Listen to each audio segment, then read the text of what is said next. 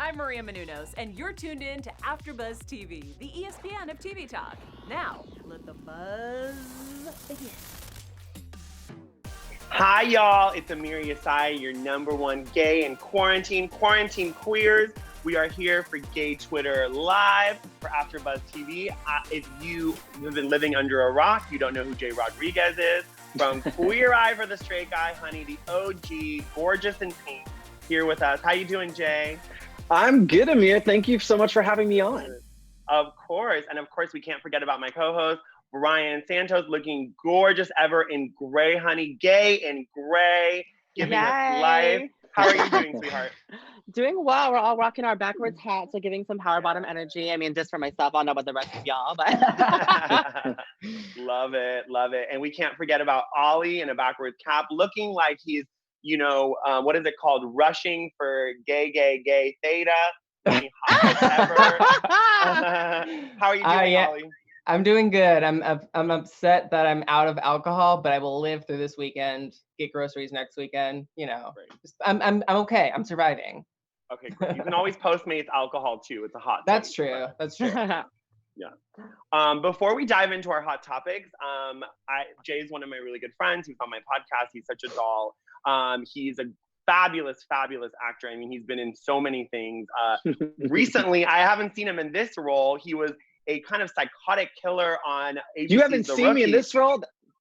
Goodbye. He's off. I guess I see you. I just always see you as such a marshmallow lover. Yeah. And so to see you playing this is so new for us, and we love it. Yeah, and here's the funny thing. My career started. Actually, I can visually show you because I have like posters and things.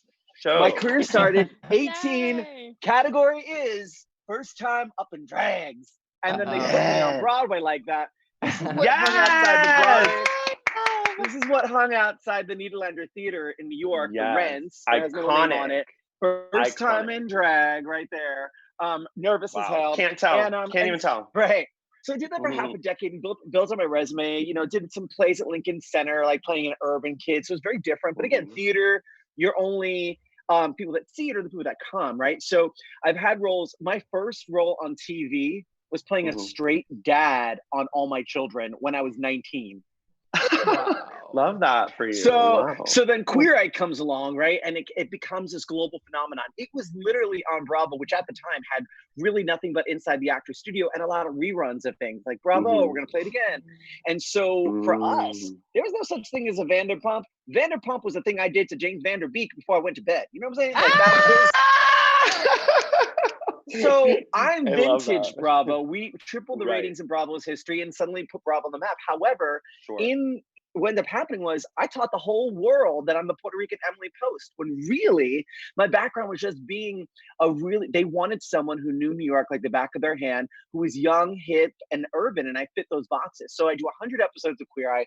I win an Emmy. The world is all excited about it, but then I moved here to Los Angeles to get back to being a performer.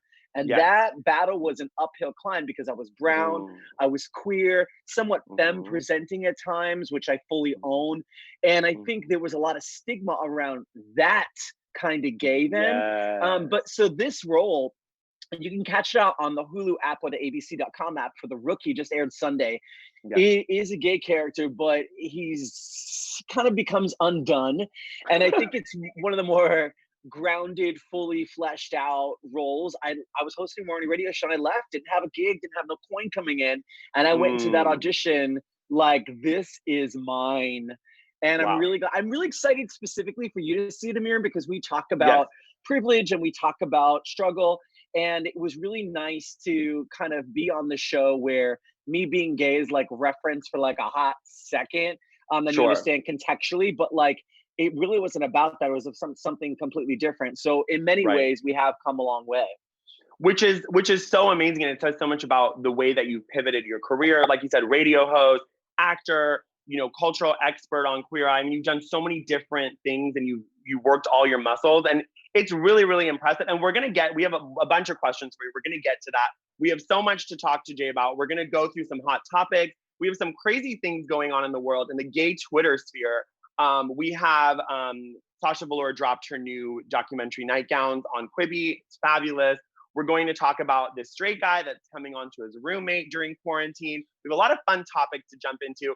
We also can't forget, we're going to do some shout outs to our fans from last week. And then Bryant has Pop Diva Dish with who better than Dua Lipa to get us through quarantine. She's everyone's, queen right now. She's giving us life. And then Ollie has our Ollie Read About It. You're going to jump into talking about some things that are going viral right now.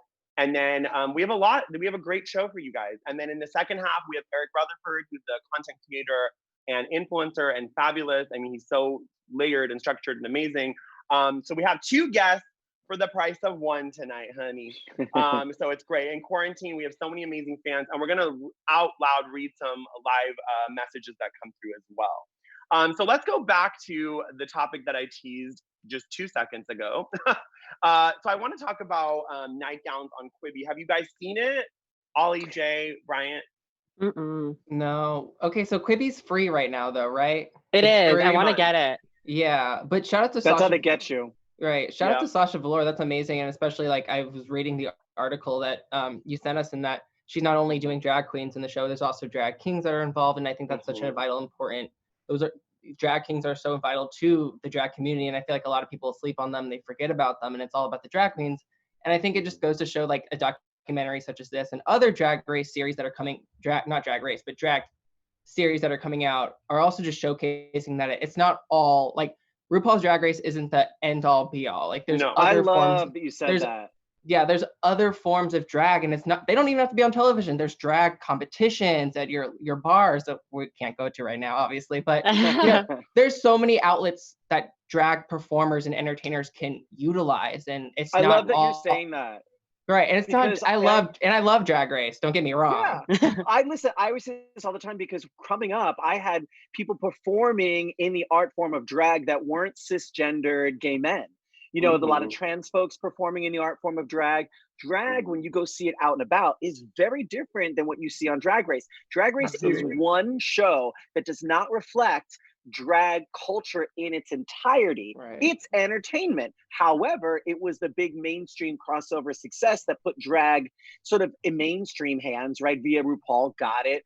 But there are so many other kinds of drag kings. There's a lot of, if you go to San Francisco, you go to a drag show and it's every gender expression you could imagine. And performing in the art form of drag. We have people like Wendy Ho, who's a cisgender female who opened for Bianca Del Rio at Wembley Stadium. Wendy Ho's the parody singer. She does all these parody songs like Rihanna's We Found Love. She does, can I curse on this? I should ask. Yeah. Okay. So Wendy Ho does a parody of We Found Love in a Hopeless Place. She sings, I'll suck your dick in a public place. I've seen it. She's a bio queen, isn't she, Jay? So isn't that crazy? And then drag queens do her songs, which is this whole interesting circle of drag life. Absolutely. And it's amazing, Jay. And even Michelle Visage now did an interview and saying she wants to open, kind of do her own show where she has bio queens, drag kings, and trans folks. I think we need it, and we're ready for it. And much like your career too, when you started, being queer and brown and femme was kind of not so encouraged, and then now it's the new trend. So I think that you really broke that.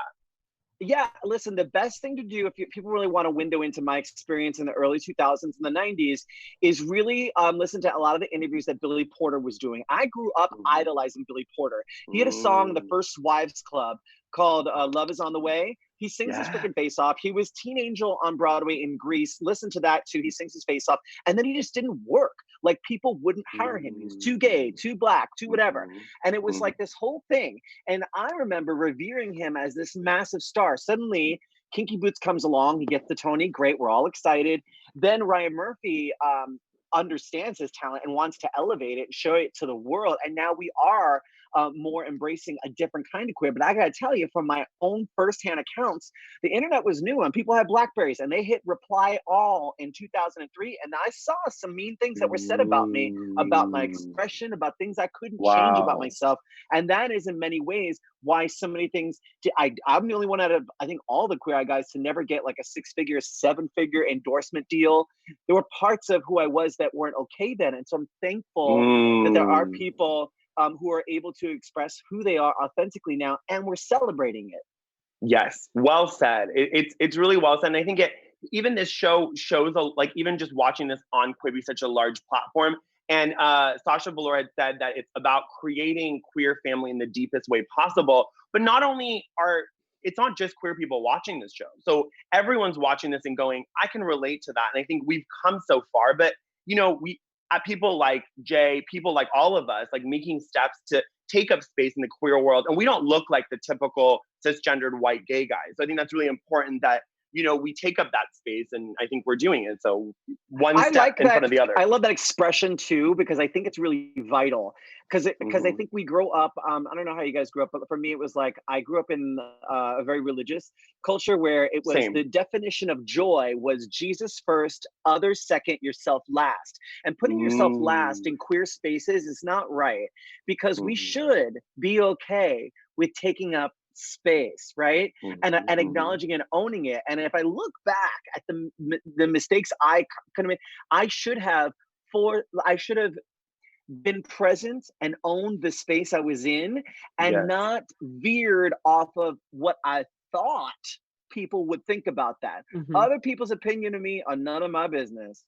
Yes, honey. That's how I live my life. And I spent so much time, and me and Bryant have spoken about this as well, like spending so much time wanting to be liked or wanting to be appreciated in different spaces. Like, you can't live your life for other people. So I think it's very important to, and I think that these statements are so important, but I want to take a weird little left turn.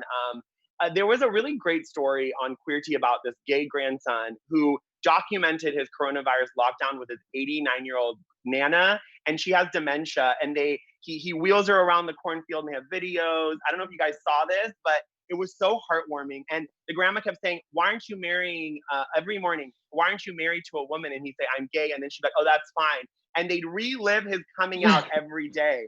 So it's just very sweet. So have you guys seen any other stories like that you want to comment on, or anything heartwarming, just to bring a little happiness and light to this whole lockdown? I haven't seen any stories, but I do want to check that one out for sure. Go ahead, Ollie, because I haven't seen anything. So I would please. No, you go ahead, please. Yeah, I mean, just to comment on it, it's definitely something that'll be super, like you said, positive to share during these crazy times, because a lot of people have different coming out stories. And I mean, thankfully myself, I don't know if I can't speak for everybody, but I had a really, really pleasant one, so to be able to share a pleasant story, it kind of can bring some positivity to not only the situation we're in as queer people, but also to everybody out there, that we just need positivity and to come together during these times. Absolutely. I think it has forced us to connect more in a different way. Like, I'm talking to people that I maybe took for granted pre-quarantine. Yeah. Like, we're just engaging on a different level, and it's just more than pleasantries. There's not the ambient noise at a bar to kind of distract you. You're actually talking about stuff. How are you? Like, how are you holding up? Like, what are you you're concerned about money. Like, how can we figure this out? Do you have food? Like, we're talking primal, getting back to the basics with each other. And there's something kind of really, I mean, it's sad, but there's something really kind of beautiful about being reminded and letting people know that who you care about, that you actually care and that you're with them. Because I think we don't, our lives are so fast that we don't think to stop and like get all like mushy, Exactly. It's actually really well said. And actually on gay Twitter, a lot of people were commenting about this as well. And some people, like Brian's story, had positive coming out. Other people were saying, I wish, my grandma was so supportive and wasn't, a homophobe. And there was a lot of dialogue that happened on gay Twitter, which is really nice to see for me, because I think, again, the more these conversations happen, the better we can move that needle along. And again, just back to Nana Jean real quick, she was so funny. She just kept laughing in these videos and saying, I have a gay grandson and I'm proud of him. And it was just like really, really sweet to see that. And I think that right now, especially with, constant negative news, CNN, we have so much negative stuff being thrown on us. It's so nice to have these stories to hold on to. I also had another story that came up on gay Twitter and people were going nuts. It was about a mostly straight guy, basically meaning someone that's questioning. He had always looked up to his gay roommate. He'd always see the gay roommate, having sex with his Grindr dates. And he joked that he would make breakfast for the dates. And he said that as they were quarantined, it started out first him falling asleep and then his gay roommate putting a blanket on him. Then it was waking up to the roommate brushing his hair and like kind of they started canoodling. And now he did this interview, and it was so cute because in the interview he said he's so open to the queer experience, and they've talked about coming out. And so what do you guys think about him saying, I'm falling for my roommate? Some people on Twitter, on gay Twitter, were really upset. They were like, this is gay baiting. But I don't know. Am I just naive? I kind of thought it was sweet. Like, what do you think, Bryant? What are your opinions? I don't think it's gay baiting. I actually, when you said that he was brushing his hair, I was actually more like coming for the gay guy, because I was like, boundaries, honey. Like, seriously, like, so maybe that could be my thing. I don't think he's gay baiting. I think he's definitely just like you mentioned, you know, kind of exploring and being open to things, because I feel like we kind of talked about this when we were kind of out in public. We're holding this persona. We're trying to like put this facade up that we're this, that, or the other, you know. But now that we're all kind of in quarantine, we're kind of alone with our thoughts, or alone with just those people that are, you know, we're closest to. So I think that it kind of opens up more, I guess, thoughts and more openness to doing that kind of thing. Maybe I'm just reaching, but that could be what he's going through. Yeah, that sounds really. I don't think it's reaching. Jay, what do you think about this? So I had interesting experiences with this. Again, you know, being on Queer Eye was the first all gay cast in network history that was embraced. Like, we had like President Bush, who had a long history of anti-gay policies, you know, talking about us and referencing us. And it was like this big wave of acceptance. Unfortunately, that also meant it was kind of like invoking that kind of emotion for a lot of heterosexual presenting men who maybe prior to that time had very little, if any, exposure to gay men in a way that was accessible and like, oh, they're just like me. And I think that got confusing for specifically a friend that I made at the time. We'd go out all the time together. He was straight, didn't even think anything of it. And then he started wanting to sleep over all the time. And we'd sleep in the same bed, and he'd want to cuddle. It never got sexual. But I remember, like, we basically functioned as a couple. And one Halloween, we're on the dance floor, and he just like started making out with me. And then we like would like make out at gay clubs, but that's as far as it would go. However, he would always meet a girl and go home with her, and then want to hours later call me up, be like, come cuddle. When I tried that, I met a guy, and I really liked him, and I was like, hey, we're gonna get out of here. And he was like, so in his feelings. Hurt. He was like, I can't believe you're doing this. He's like, he's like, I would have sex with you if I could, but I can't, like, crying. And I was like, what? So I will say that I think there's a lot of sexuality that exists within us that we are frightened based on whatever we have around us, whether it's we feel unsafe to express ourselves that way. That's untapped, right? I just don't believe that sexuality is fully black and white just for myself. It's not been like, I mean, it's ever expanding and ever evolving. And so I think, I always say, for me, the apps don't work because I can't gauge who you are. I have a projected version and a mini bio and photos that God knows what you did to those. So I don't really know, but I will know if I like you based on how I feel when I'm around you. And so for me, like, I think it's possible to have those feelings. I certainly hooked up with girls even up and through Queer Eye. And it was literally because I didn't feel seen by the gay community. I didn't fit the archetype. And in queer spaces, I felt either judged, ridiculed, or not fit in. And straight spaces celebrated my difference, me being different more. And I felt safer, oddly, at straight clubs in the 2000s. So for me, I believe that, you know, who knows? You know, we applaud when women do this all the time. And there's such fluidity in marketing with two women selling a fragrance and they're half naked all over each other. We don't really do that so hard unless it's Abercrombie and sometimes some fashion ads now. But you know what I'm saying? Like, where it's really encouraged for girls to do it, but if a guy does it, he's gay. And, there's no, Jay, there's like, it's with bisexuality as well. You kind of touched upon that a little bit. A lot of men are not able to be bisexual. Women kind of invalidate it. But when a woman wants to, you know, experiment, it's like encouraged. And you said that really well. That's a really good And I want to say point. about gay baiting. I do not like straight men. I don't like the idea of watching porn where it's like straight guy. I don't like none of that. Because if you don't even like my gender, I got enough issues with myself. I don't need you not liking my gender. I really do. And so I'm not, and also I think it's predatory. I don't like when I have friends who are offering straight guys money and you don't know what's going to happen after he does something sexual with you. You're not at his house when he's going through torment because he's not able to talk with people about what he just experienced, the guilt he's feeling. It's dangerous. Predatory. It's dangerous. I think it's dangerous, and that happens to a lot of trans people as well. People will sleep with a trans person. I've talked to trans activists and then after feel a guilt. And that can happen with straight guys as well. Like I've made out with a straight guy and he got very aggressive because he was like, I don't want this. And like, I don't have time to deal with that. So I think if you're out there struggling and I speak to this person, like I would try to just keep friends in quarantine. And if something happens after, that's great.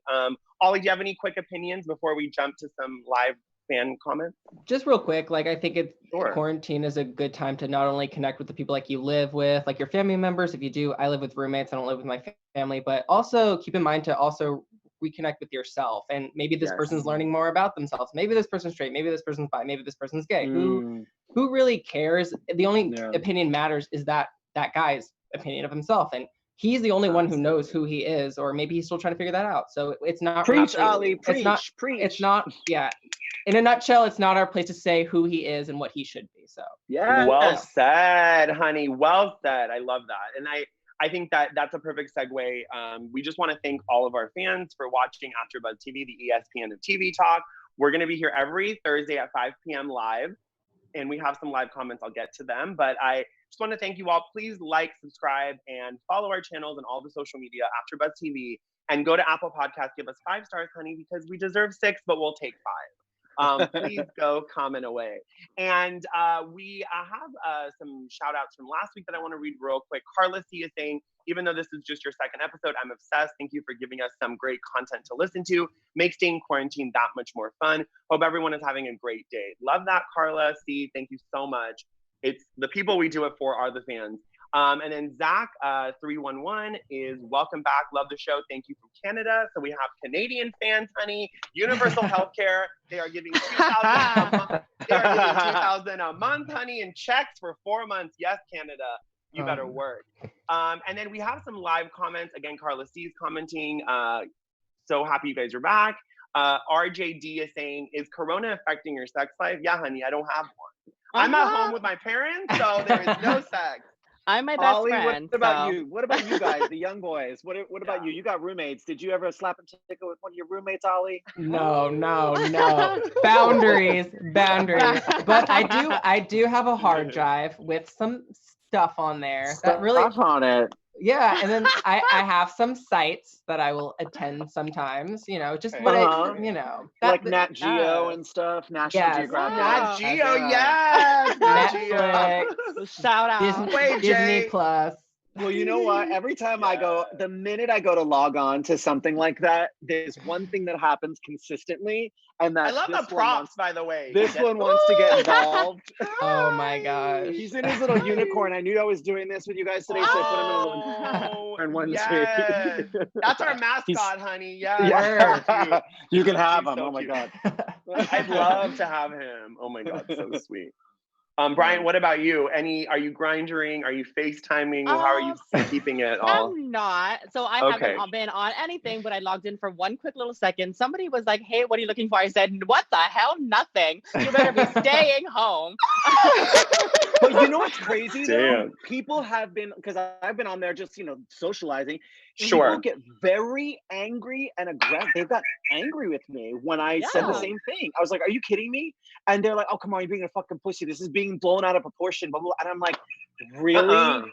Really? Global pandemic? No. Really, dude? No. People are crazy, Jay. Someone offered me gloves. They said, come over, I'll give you gloves. I was like, You're like, what about that toilet paper though? You gonna give me some toilet paper? I was like, I'll take some toilet paper, honey, to go. Oh my God. It's a weird time in the world. But we definitely wanted, Jay, before we jump to our last segment, before we let you go, I know you have another show. We just want to ask you a couple of questions. Obviously, you're so open and have touched on so many things.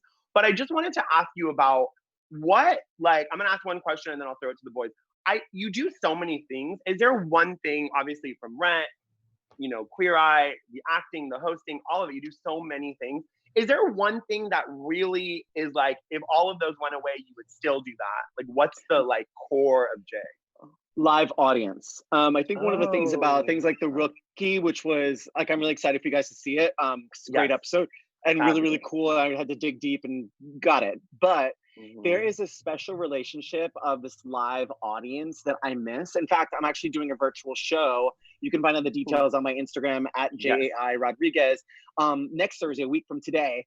And because I missed performing in that space. And so for me, it's like there's a relationship.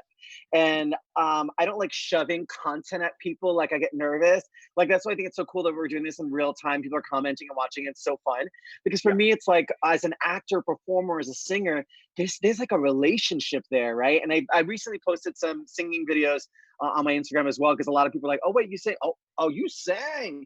So I think anything, even I had a sitcom for a year with Reba and Lily Tomlin called Malibu Country, and that show actually made I love that show. Yeah, the first guy off reality to be a series regular on a scripted show, but it was a live audience, and there's something so special about that. So even though, you know, Queer Eye was amazing and great, and it probably is, I think, what people may, you know, instantly be like, oh, that guy from that. I think where my heart lies is like performing live, and I don't care the size of the audience. You know, I used to have my Thursday nights at Revolver. I like, you know, touring my cabaret act, or it could be, you know, at a proper 2,000 seat theater. It doesn't matter to me. I just love live. Right. Fabulous. Boys, do you have any questions? Bryant, Ollie? I would ask, of course, Queer Eye. So what do you think about the current Queer Eye? Are you watching it? Do you like it? Yeah, so interestingly enough, like 3 years ago, I was in Puerto Vallarta, like workshopping my cabaret act, because I'm like Celine Dion, I test my shit out of the country first. So that's actually a Margaret Cho joke, just by the way. Anyway, long story short, I'm there and I get this call, and it's the producers of Queer Eye. And I'm like, what? And they're on speaker, and I'm like, oh my God, it's the era of the reboot. So I'm like, they're totally bringing us back. I'm so excited. I run outside and I'm like, hey, and they're like, hey, so we just wanted to let you know, wanted you to hear from us first.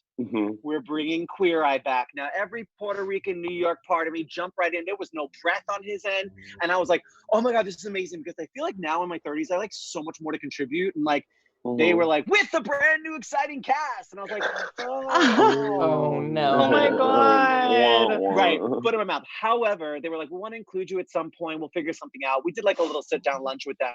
So that was the first time we met them, was in real time on camera, like 3 years ago. And they were so lovely and gracious and really sweet. And it was like, okay, cool. I was for sure butthurt at first. And then my team reminded me, do you know how long we had to fight just for you to be considered legitimate as an actor? Do you want to go backwards and repeat something that you already did in a monumental way? Or would you want to just, you know, honor what you created and pass the baton and allow them to create? And I think the latter was the smarter choice. And I slept on it. I was like, you're right. Like, I wouldn't want to repeat senior year, even if it was the best year of my high school experience. You know what I mean? Like it, I will say this to that end. I have seen the show. I love the show. It was the first time I watched Queer Eye and got it, because I can't watch Me and My Friends because I know what's coming next. You know what I mean? Like this was the first time it didn't feel like mine. It didn't feel like they took something from me. It felt like their own thing that I could enjoy. Now, several seasons in, I wish they would, Netflix and the producers of this new show would consider bringing us on for Thanksgiving or Christmas, because I'm actually friends with the guys now. I will say we did just do Family Feud. OG versus New School. I love that. Yeah, no, it's gonna be so dope. And I can't say anything, but do you remember the movie Bridesmaids? Yes. Got it. I know what scene it is. I know what scene it is. I already know what scene it is. So anyway, yes. So anyway, long story short, I love the new Queer Eye guy. I think the guys are really sweet. I actually just shot something. I don't even, they never said I couldn't talk about it, but I just shot, the producers of Queer Eye did have a new series that I think, Amir, you'll really be into. It's called Equal, and it's a 4-part miniseries, scripted drama about unsung queer heroes of the 1960s. People I had kind of softly heard about, and real queer icons today each play one. And so I just shot that with the Queer Eye producers, and it was interesting to be around them, because I haven't been around them in like over 13 years. You know, so it was. I'm gonna have to check that out. Yeah, it'll be on, I'm sure, you know, at some point next year. But I love the new Queer Eye, and they're very sweet. And I hope that whoever controls it has us do one joint, like Thanksgiving, maybe their final episode or whatever. I don't know when that'll be, but you know. Exactly. Absolutely. I love it. Ollie, do you have a quick question before we let Jay go? What's your number one? Single. Number one. Okay. What's my number one? what's your number one goal after quarantine? Like, what's the top of your list? Something that you really want to accomplish by the end of 2020? Really good question, Ollie. That's a good question. A good one. I think I did this thing where when I was doing the radio show, I felt so hidden because, you're just listening and you're praying someone tunes in, and radio, you're lucky if you have them for 7 minutes. If they get a commercial or something they don't like, they leave. So the retention's really tricky in radio. And so I bought this really nice camera, and I was going to try to make content and stuff. And now I've started doing it and I've learned how to edit. So I think part of me is just, I want to leave quarantine understanding that I have more power over my career and I guess my overall just sense of happiness as well, that is not brought to me by what happens when I leave these doors. And I think that's my biggest takeaway, is like having had moments where I've woken up, I'll be honest, past 3 weeks, just like super depressed, or felt sick to my stomach, And then other days where I've woken up and I'm like, today is gonna be a good day, and I'm gonna make sure that happens. And so for me, I guess the minute this is over, I'm going to Ollie's house, and then after Ollie's house, I'm gonna start living in a new way. Oh my God. Oh my God. This is a match made in heaven. Just send me a DM before so I know that you're on your way. Got so it. I can get ready, okay? Copy that. Thank you, Jay. That. Thank you. Yeah. I love this. Who knew I'm a matchmaker as well? Yes, Mulan I love it. Ollie's officially embarrassed. He's getting red. Sorry, Ollie. It's okay. I knew Jay was going to do this. Jay is a flirt. It's fine. It's all good. I even wore some glitter for you. Dude, can you see the glitter? Oh, yeah. It's beautiful. It's beautiful. I knew I was going to be with Amir, so I was like, gotta wear a little. You got to be extra. I have a little glitter in my shirt. So yeah. I'm here. Well, thank you guys so much for having me on. I really appreciate it. Congrats to you. And just, I hope you keep this going post quarantine. Hopefully. I think you're also smart and articulate and really diving into topics that people just kind of skim over, and you're really going there. So thank you for this. Thank you. Yeah, when we're back in the studio, please come back in the studio. We'd love to have you. Yes. It'll be so fun. But tell us where we can follow you. Let me know. Ollie, I will give you Ollie's number. Look how red. He's getting as red as his hat. Oh my God. He's so embarrassed. Leave meeting. He left the meeting. Jay, tell us where we can follow you before Ollie turns to mush. Yes, so I am at JAI Rodriguez with a G and a Z, and it's on all platforms, and I answer all my DMs, and I'm just really as active as I try to be as active as possible. So great. And then tell us, so you have a show this coming Thursday. So this is so April dope. 16th. Yeah. I'm trying to make it like basically like those opening one-shot videos of the VMAs doing stuff where it's just one camera going into multiple rooms that are lit and it's a different vibe. That's what the show's gonna feel like. Can't wait. You can watch it anywhere in the world. It's streaming. The link for tickets is in my IG profile. It's so fun, and they're like $10, and it's gonna be a great show. And it's interesting because it's part of the Drag Fest. And when they asked me, I was like, wait a minute, do I gotta do drags? Because I don't want to do drags. I don't want to do drags. Like, no, just do you. Just do you. So I'm really excited. I got costumes and sets. We can't wait. Yeah. Okay, we love you so much. So we're going to let you go because I know you have to jump on your other show. Mwah. I'll see you soon, love. Bye. Take care. Thank you, guys. Bye. Take care. See you. Bye, lovely. Bye.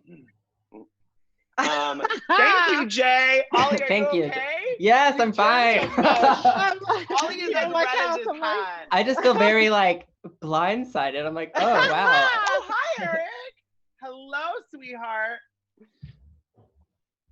Eric Rutherford, my lovely friend. Can you hear us? Hello. Hi, Eric. Eric, can you hear us, sweetie? Oh no. Eric? I don't know if he can hear us. So basically Jay just left us, so we're gonna go right into Eric is there. So Eric, I think you're on mute, sweetie. Eric. He can't hear us, so we're just gonna move along until Eric can maybe figure out the sound. Okay, Ollie, so we should, because we're kind of running low on time. So Ollie, not Ollie, Bryant, let's do the Dula peeps. Let's do your Bryant's Pop Diva dish, honey. Let's give us the dish until Eric we'll figures be real fast. Just gonna talk about Dua Lipa's new album. It's amazing. If you haven't heard Future Nostalgia, it's like iconic, amazing. The one I wanted to talk about on gay Twitter is actually an article from Billboard, who basically did a really, I guess, pretty crazy prediction that Future Nostalgia could be in the running for a Grammy at 2021. So gay Twitter was kind of split down the middle. I think Dua Lipa is just kind of very polarizing in gay Twitter in general. Some people love her, some people don't. So I think that's kind of what's happening. I absolutely love her. I think she could definitely be in the running for a Grammy, possibly like Song of the Year with Don't Start Now. But that's just what I wanted to talk about, of just how Future Nostalgia is amazing and gay Twitter is kind of like on the fence. Like, do we love her? Do we not? Do we love Future Nostalgia? Do we not? So. Okay. Eric, are you here with us? Can you hear us? Hey guys. Hi. Oh my God, Eric, my friend, looking gorgeous as ever. Thank you. How are you, guys are looking. I'm great. You guys are looking fresh. Oh, thank you. We did our backwards caps today. I see that. I should go get mine. Well, go grab it. I'm just kidding. Your hair is so gorgeous. We need to see it. How are you doing in this rainy LA day? Are you good? You know what? I'm good. It's always odd, right? When it rains in LA. But it's nice. We're all inside. I appreciate it. I absolutely appreciate it. You know, but it's also, I will say, it's very interesting. Obviously we're all stay at home right now. Right. And you know, it's when you're now we're locked inside, so to speak, right? You know, it's usually you don't have to worry about the weather. You don't think about the weather. And when you have those moments of like, oh, it's gray outside, it's raining or whatever. Ooh, I could get to stay in bed and get under the covers or watch a movie or watch whatever and just, you know, just chill. Whereas now for some reason, I'm reacting differently, you know, during this time. Whereas because we're stuck. I don't know. Maybe it just, you know, it makes it that much more difficult to kind of get out of bed and like have a positive attitude for the day. Definitely. It's kind of hard. It is a little hard to kind of get yourself going. And before you jumped on, Bryant was talking about Dua Lipa. So she has a new album and hopefully she'll be on her road to possibly getting a Grammy. So do you listen to Dua oh my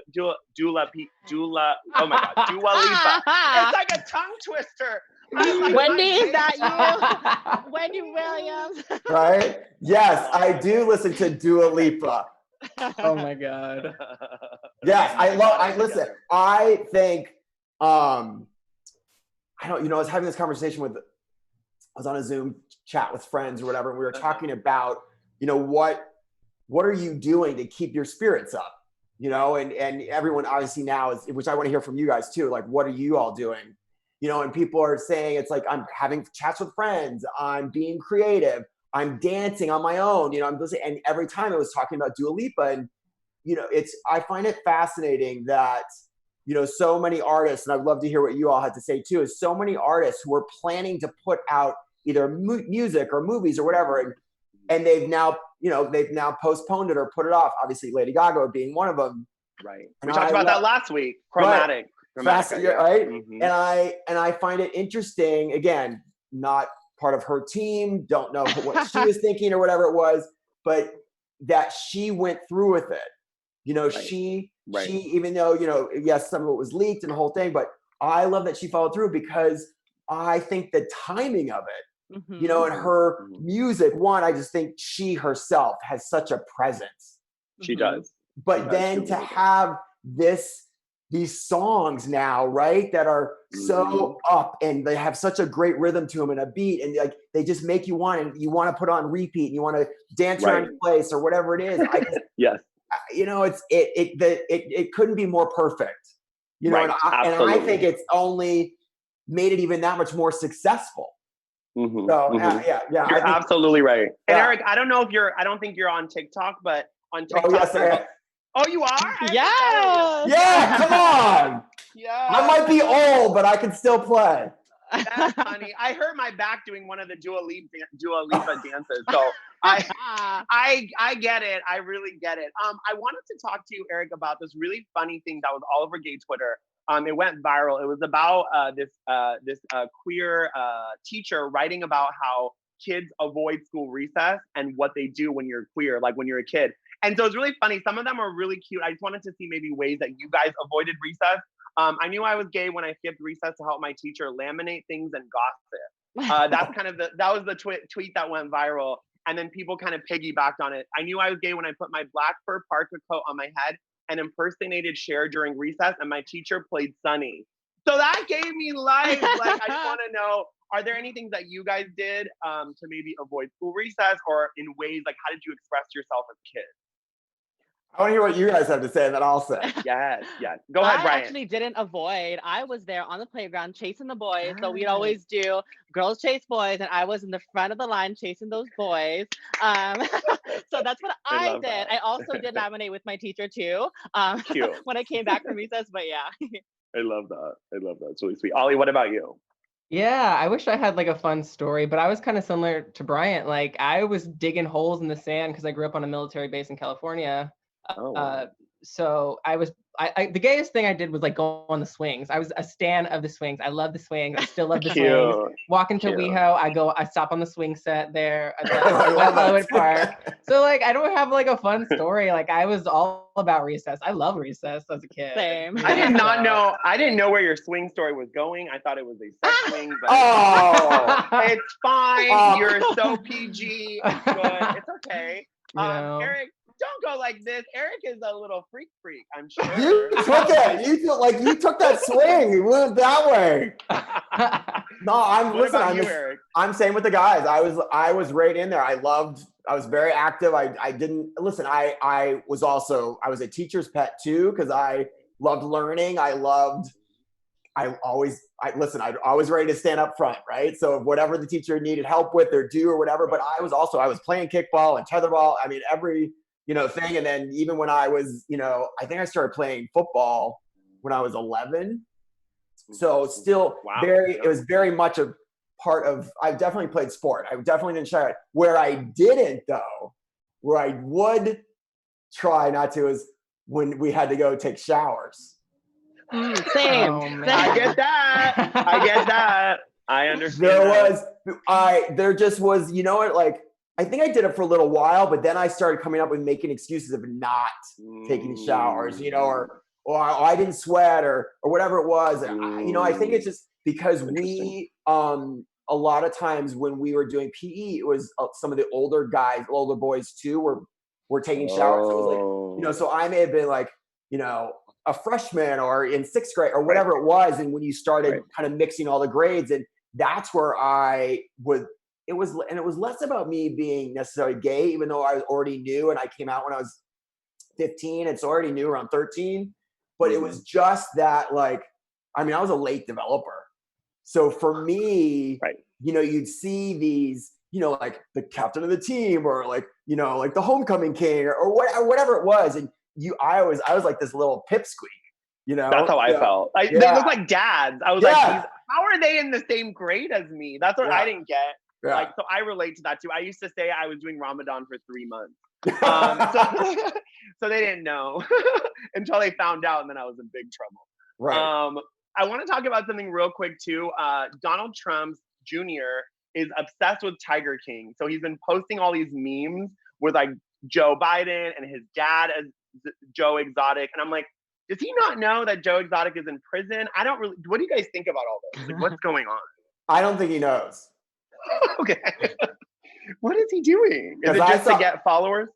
In all honesty, listen, this is anything I ever say, really, it's my opinion, it's my experience. Sure. So like, who knows what the other person actually thinking? Because I saw them too. I saw when he was like talking about it and retweeting the whole thing, and and his dad's face on top of Joe Exotic, and everyone else was retweeting, like, is he not getting the joke? Is he not like really what he's saying? Yeah.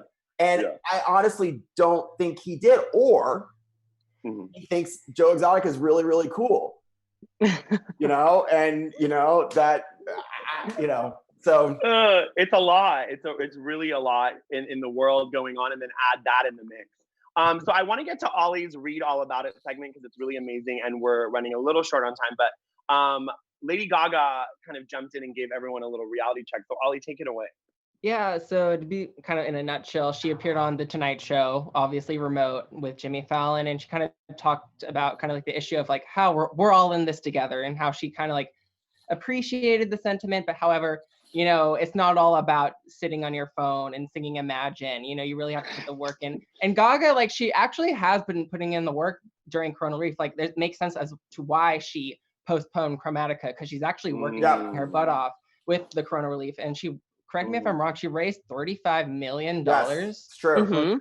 So like, I just wanted, that's amazing. This is why I stand her. She's a celebrity that is, yes, an amazing, talented celebrity, but she's also always been an amazing human being who supported minorities and people who aren't able to speak up for themselves. And she's done that since day one. So this is why she's such an amazing human being right now in this time that we're going through. And I just want to read this real quick.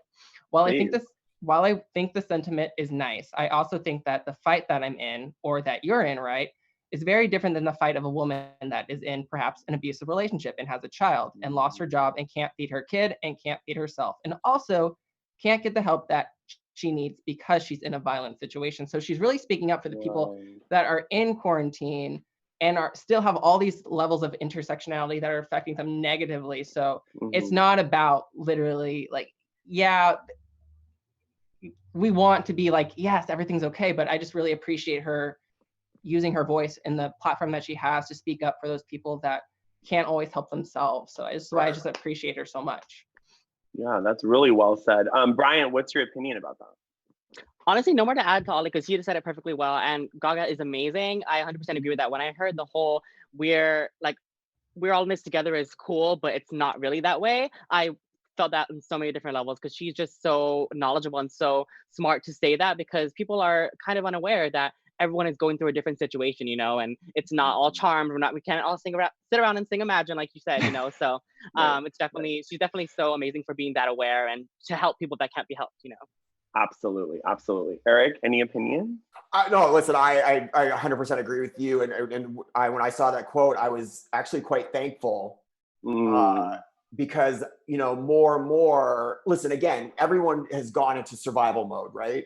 And everyone is dealing with this the best that they can. And, you know, and it's something that I certainly have thought about it. Listen, I'm very grateful. I'm in a situation, I have space, I have food, I am able to pay bills at the moment, you know, and so, but early on,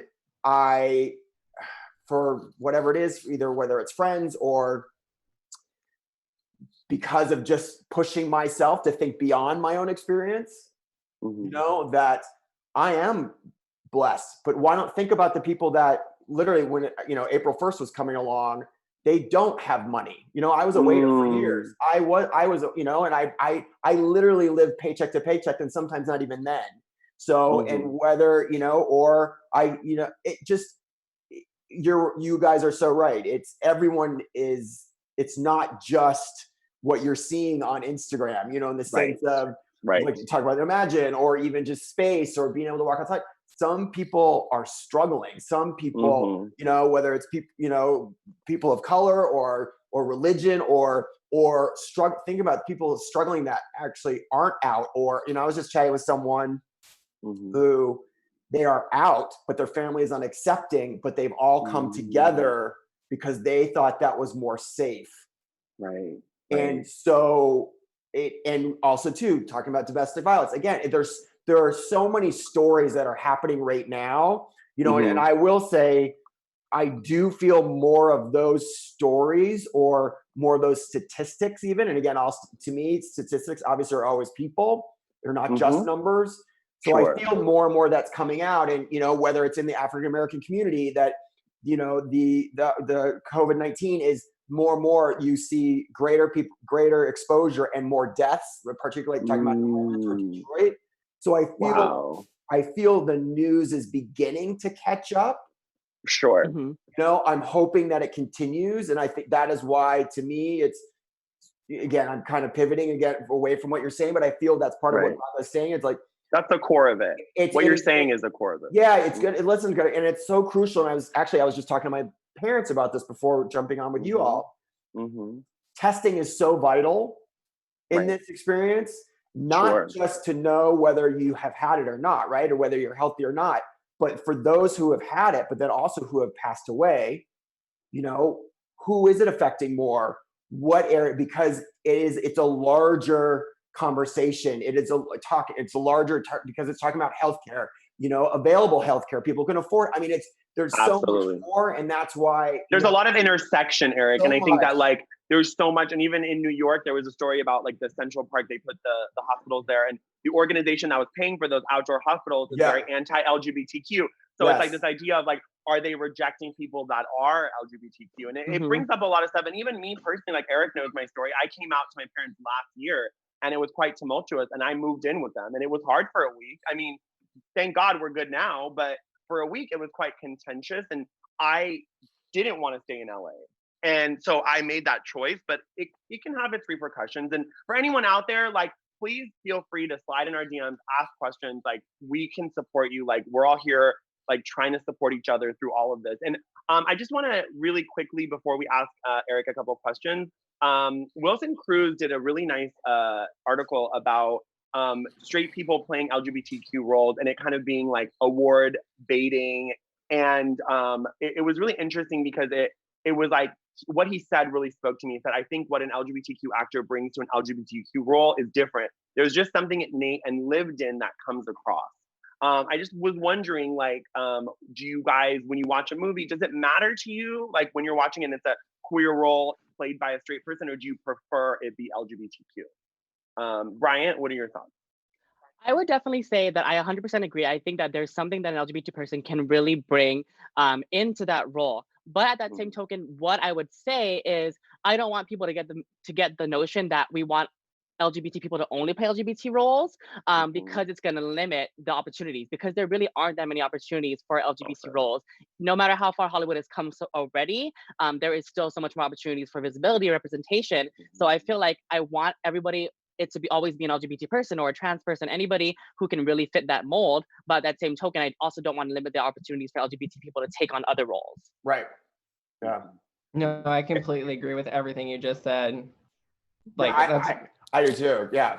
It was so well said. It was. I was like, damn, girl. I was like, yes, work, right? Done. But I think going off Brian's point, right? Listen, it's your experience, right? As an actor, and I'm an actor. I grew up being an actor. That's my background. It's, and I heard you all talking with Jay. By the way, I just heard that you were Dr. Stryker Ramore from Friends. I had the biggest crush on Dr. Stryker Ramore. That was you. So I was that really shook me. I didn't know that. I just saw it on your Instagram. But anyway, that's a side surprise. Surprise. Listen, as an actor, you're bringing your experience to a role, right? And you want the person who best fits the role, who best can elevate it, can bring something different to it. That being said, Brian, I think you said it so well in the sense of it's about opportunity. It's going into casting. It's whether it's looking at executives, looking at casting directors, looking at producers, looking at writers, writing the role, all of it, so that it's almost like, this, obviously this, I don't know if you call it colorblind casting anymore, but it's really about the role, and yes, whether it's a male or female per se, but even that, there's some iconic roles. And now I'm forgetting, I really thought about it too, but that were written for men, but actually a woman came in and she ended up doing it, and they just, they shifted it around. Interesting. It's, to me, hopefully, in all of this that's happening, and this conversation, and even what you all are doing with this show, right? This platform, it allows people to get information, to be exposed. Amen. And to see beyond what they're used to, what the norm is, what used to work, so to speak. Because every industry right now, every industry is being reset. Absolutely. Absolutely. It's such a time for kind of resetting, regrowth. And before you jumped on, I didn't really get to do your bio. Obviously, we're such good friends. We've gotten to know each other. And I mean this from the bottom of my heart. Eric Rutherford, I know a lot of people follow you because you're gorgeous and the hair and the style, but there's so much more below the surface that I've connected with. I've never met a white gay man that has checked his privilege in such an awe-inspiring way. And that's what I think. I could say all of your accolades, but I think that is what speaks the most to me. And that's what connected us. And we've worked on, we're working on a project together. Hopefully it will come out one day after this, but fingers crossed. But in that process, we've fought like brothers. We've gone up and down, and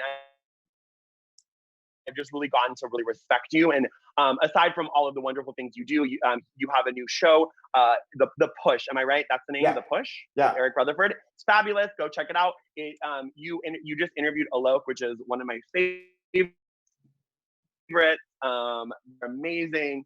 So Eric has such a good way of bringing people to their best. And so we just wanted to ask you a couple questions before we let you go. Thank you for saying all that. That's very kind of you. I appreciate it, my friend. Thank you. Of course. I really mean it, because I'm not very good at, even though I'm Persian, I'm not good with the BS.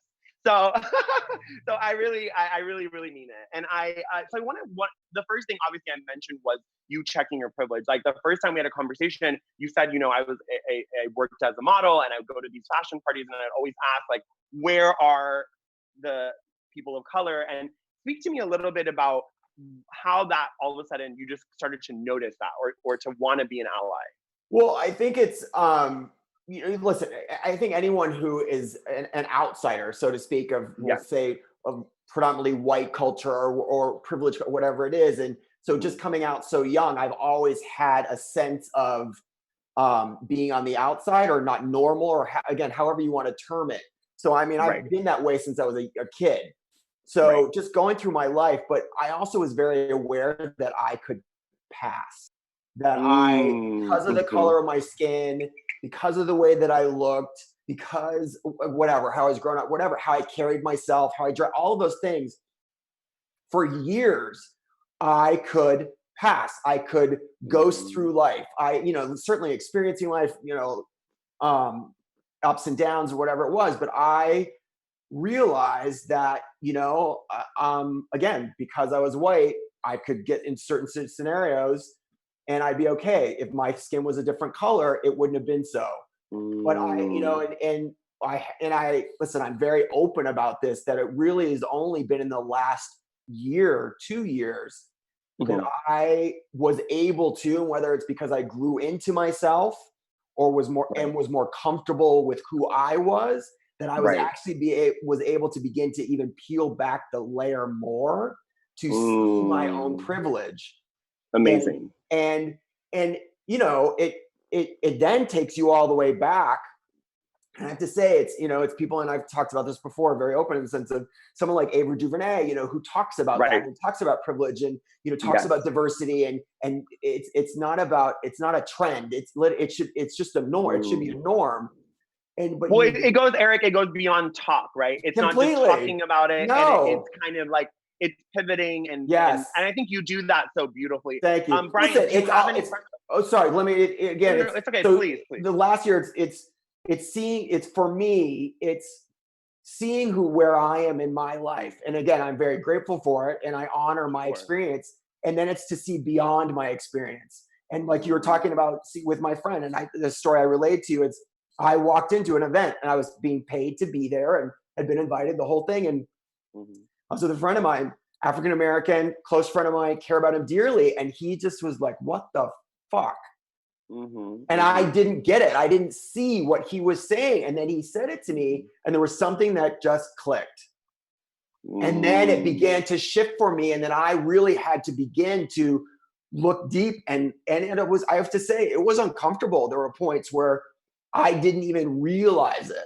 So now it's part of my passion, my mission, my activism, whatever, to both push myself, but then also to elevate, to support, to create dialogue, to tell stories. I mean, all of that, to begin to expand the experience. And again,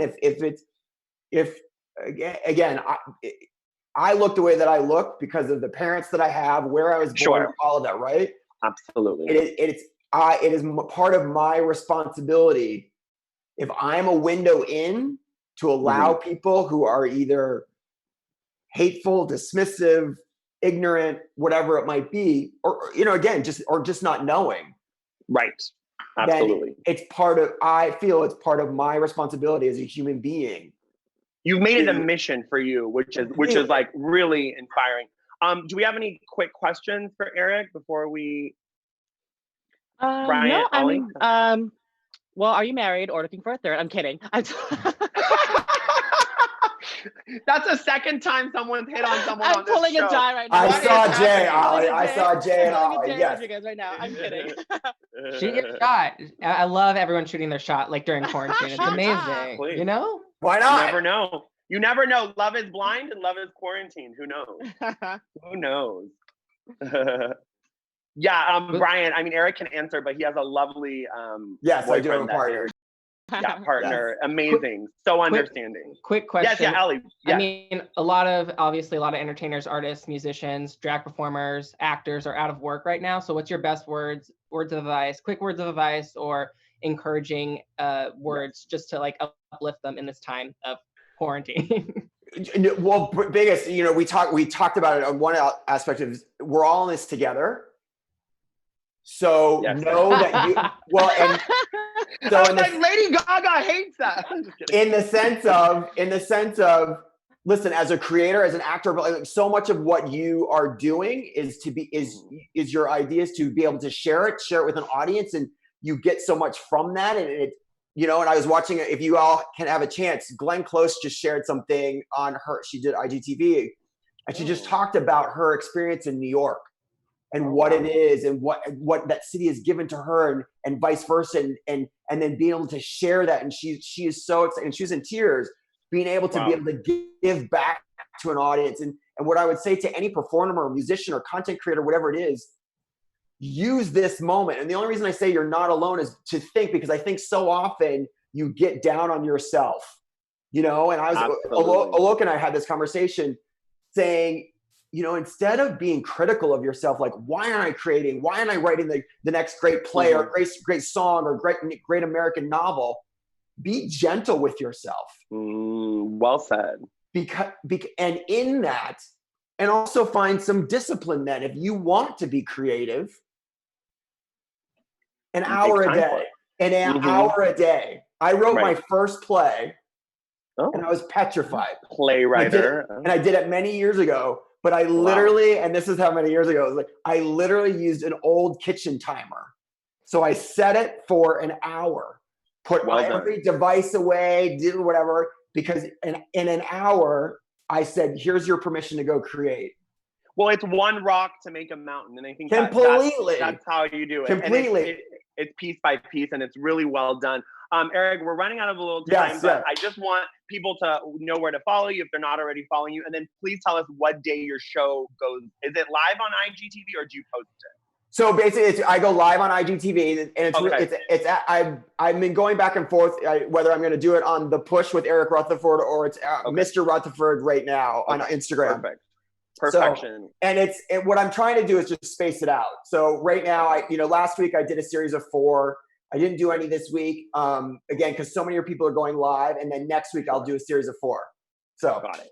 Yeah. It seems like everyone discovered Insta Live during this. Oh my God! It existed before, so I don't really understand. But I shouldn't say anything because I am launching my own talk show Sunday night at 8 p.m. on Insta Live called The Human Unicorn Hour, and you can follow me at Amir Yass _ on Instagram, Twitter, and TikTok. Bryant, where can they follow you? Yeah, you can find me on Instagram, Twitter, YouTube, and TikTok at the Bryant Santos.